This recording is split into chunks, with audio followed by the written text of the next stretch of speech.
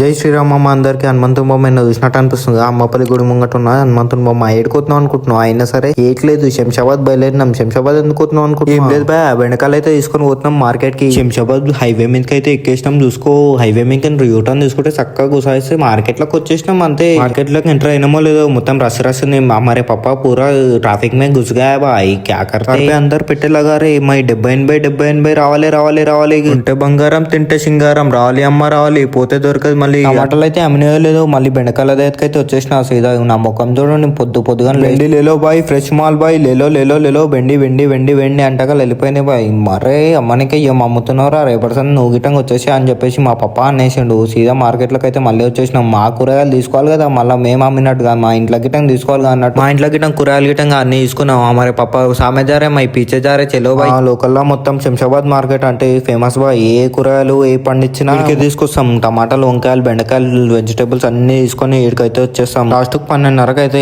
Tiffin తినేసి సీదా ఇంటికి వచ్చేసినాం.